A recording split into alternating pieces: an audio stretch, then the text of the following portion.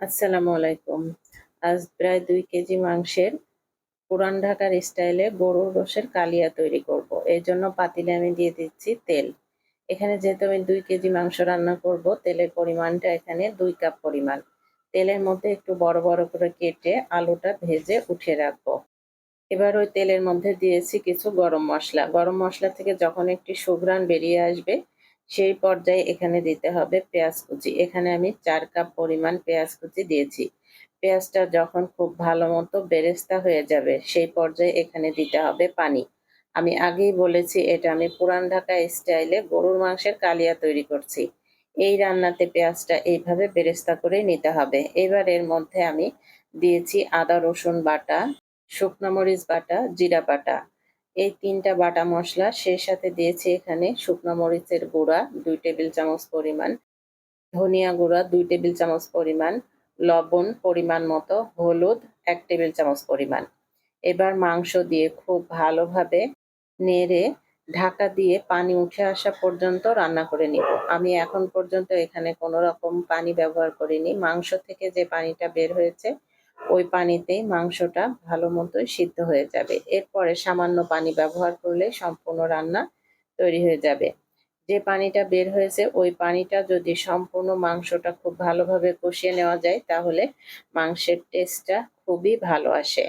দেখুন, যে পরিমাণ পানি বের হয়েছিল, সেই পানিতেই আমি মাংসটা খুব ভালোভাবে সিদ্ধ করে নিয়েছি। কিছু, কিছু জায়গার রান্নার কিছু চেঞ্জের কারণে খাবারের টেস্টটা সত্যিই ভিন্নতা বয়ে আনে।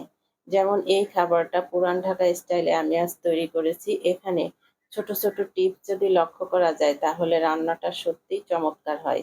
এবং এই রান্নাটা যে কত পরিমাণ সুস্বাদু হয়, সেটা তৈরি করে না খেলে সত্যি বোঝা যাবে না। যখন ওই পানিটা সম্পূর্ণরূপে শুকিয়ে আসবে, সেই পর্যায়ে এখানে আমি দিয়ে দিব ১ কাপ দুধ। এখানে যদি গরুর দুধ ব্যবহার করা হয়, তাহলে ২ কাপ ব্যবহার করতে হবে। আমি গুঁড়া দুধ ১ কাপ পানিতে ভালোভাবে মিশিয়ে দিয়েছি, এই কারণে ১ কাপ দিয়েছি। এবার এখানে যাবে আলু বোখারা এবং বাদাম কুচি। বাদাম কুচিটা আপনারা ইচ্ছা অনুযায়ী দিতে পারেন। যারা খুব বেশি রিচ পছন্দ করেন, তারা বেশি দিবেন। তবে এই মাংসের রান্নার ক্ষেত্রে এই পর্যায়ে এসে আলু বোখারা এবং বাদাম কুচিটা অবশ্যই ব্যবহার করতে হবে। তাহলেই অরিজিনাল পুরান ঢাকা স্টাইল গরুর মাংসের কালিয়াটা তৈরি হবে। যখন মাংসটা খুব ভালো মতো সুসিদ্ধ হয়ে আসবে, সেই পর্যায়ে এখানে দিয়ে দিব আমি ভেজে রাখা আলু।